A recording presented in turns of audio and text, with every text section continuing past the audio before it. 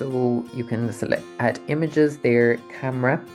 You can also add drawings from the pen tools. This is like Paint back in the day, where, you know, children can have lots of fun. You can change the colors and so on. That's all fairly straightforward. You can change the type of paint tool if you wish. I'm also going to show you, you can add emojis, and what's great is that you can actually edit them. So you can, and the children actually really love these because they love emojis, but it can allow them to be really, really creative in what they can create too.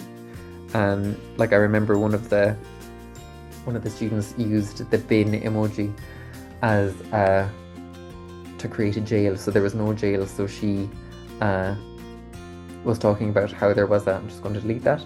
She was talking about how there was a princess in her story, and she was saying to me that there was no prison cell, like there was no jail emoji. So she went to the pen tool, went to the emojis, added the rubbish bin. There it is. Okay, so what she did was she got this, and then she got the rubbing out tool, and then like erased all this part of it, and then basically put her princess behind those bars. So it actually looked really effective, and it was a really, really clever way of illustrating her story, you know, in a digital way. You can see here, then I'm going to add another pen, and I'm going to add a princess. I think I'm done with that. And then we just have to overlap them. So here, the princess is in front of the jail, but then we're going to make the jail go to the inspector button, and we're going to bring it to the front. And there the princess is behind bars. So you can make the bars a little bigger so that you can see the princess a little more clearly. But the children love it. You know, that was such a simple thing, and it was so clever, you know. And the child really had a sense of herself from it, you know. It was a really clever way to do it. So also then I showed you how to add text at the start, but there are other things that you can do with the text. As you can see, I think Book Creator is really useful for teaching language. So if you are working with children who have perhaps French as their first language, you can do speech. Actually, I'll just do English speech to text first of all.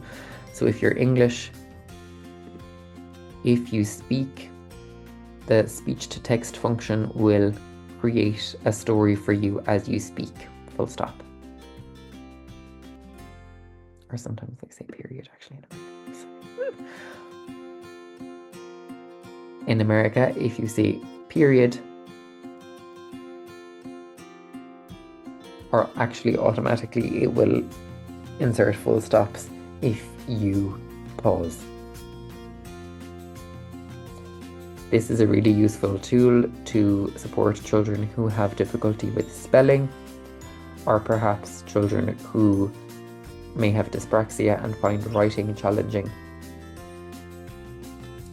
It is also a really good exercise in practicing oracy and telling stories, as it will allow the children to, in real time, see what they are saying. So that means if they pause and then struggle with retelling or speaking, that will give them some feedback in real time. Okay, so you can see here I was speaking about the periods. You don't actually even need to say periods there, so I'm just gonna get rid of that. Period is a full stop in America. This is a really useful tool to support children who have difficulty with spelling, or children who might have dyspraxia. You can also edit the text here, and then I suppose the point that I make about that, you know, see what they're saying in real time, like that, it is obviously, it takes a little while in getting used to all of that, but at the same time it is a really useful tool, especially now because I think they're bringing it into the senior cycle leaving cert, where children will have to do an English interview. So it's interesting, it's all changing, and it's just a really important skill to be able to present, to be able to speak clearly and confidently, you know.